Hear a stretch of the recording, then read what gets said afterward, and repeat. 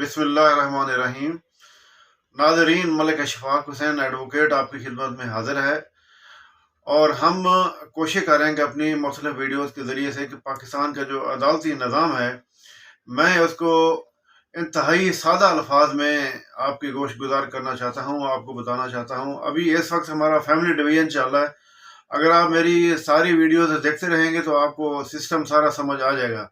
अगर कोई एक वीडियो भी मिस हो गई तो फिर कुछ कुछ बातें आप की नज़र से नहीं गुजरेंगी, रह जाएंगी। तो इसलिए इस वक्त मैं अब सामान जहेज़ के बारे में, अगर औरत अदालत में चली जाती है और अपना सामान जहेज़ का केस दायर करती है तो उसके लिए ज़रूरी है कि वो सामान जहेज़ की जो लिस्ट मुरतब की जाती है तो उसमें देखना ये होता है कि आया कि उसने एक्चुअल कितना दिया था, उसके खातून के वालिदैन ने कितना दिया था जब उसकी शादी हुई थी, और उनका फैमिली स्टेटस क्या था उस वक्त, और उनका ज़रिया आमदन क्या था।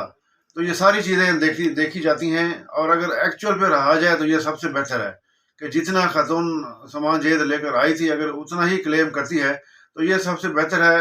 इखलाकी लिहाज से, कानूनी लिहाज से, शरई लिहाज से, हर लिहाज से ये बेहतर है। अपना ज़मीर जो है उसका मुतमईन रहता है।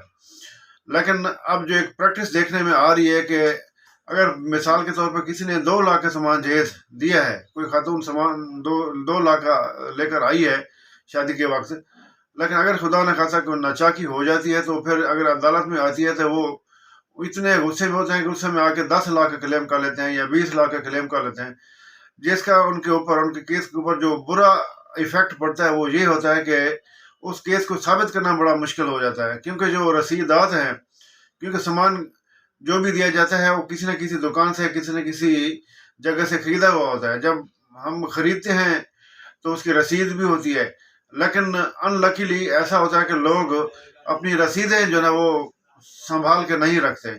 अगर खुदा न खासा नाचाकी हो जाए तो रसीदों का मसला पेश आ जाता है, जिस वजह से केस को साबित करना जो है बड़ा मुश्किल हो जाता है। तो ये ज़रूरी है कि रसीदात को संभाल के रखा जाए।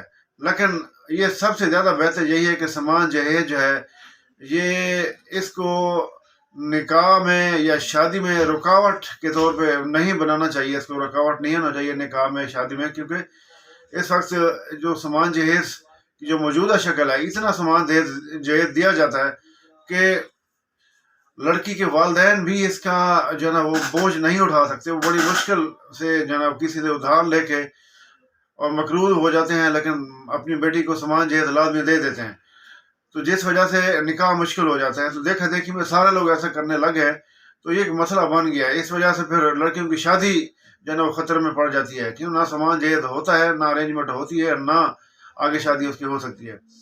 तो बात जो हो रही थी कि अगर सामान जहेज का केस उसने दायर किया है खातून ने, तो रसीदों से साबित करेगी या अपने गवाहों के ज़रिए से साबित करेगी। गवाह जो है उसके वो आके बयान देंगे।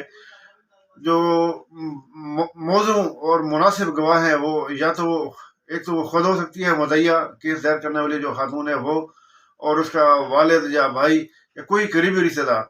या अगर ये गवाह के तौर पर पेश हो जाते हैं अदालत में तो इसको सामान जहेज के केस को साबित करना इंतहाई आसान हो जाता है और इनकी गवाही को मोतबर समझा जाता है, क्योंकि ये लोग वो होते हैं जो शादी के मौके पर मौजूद भी होते हैं और ये सामान जहेज इनके सामने होता है कि कितना उस वक्त दिया गया था। तो यहाँ पे एक दफ़ा फिर मैं रिपीट कर देता हूँ कि सामान जहेज की रसीदें जो है ना वो संभाल के रखी जानी चाहिए ताकि बर वक्त किसी न वो काम आ सकें। तो ये सामान जहेज का दावा साबित हो जाने के बाद अगर डिग्री हो जाता है तो उसके बाद जो अगले जो काम है इसको वसूल कैसे किया जाएगा अदालती कार्रवाई के ज़रिए से, तो उस बारे में फिर अगले वीडियो में ये सारा पैगाम मैं रिकॉर्ड करूँगा। तो अगर आप इन टच रहेंगे, सुनते रहेंगे तो मालूमात आपको पूरी मिलती रहेगी। और मेरी ये चैनल किसी ने अगर सब्सक्राइब नहीं किया तो वो भी कर लें ताकि हर आने वाली वीडियो आप तक पहुँचती रहे। बहुत शुक्रिया। अस्सलाम वालेकुम।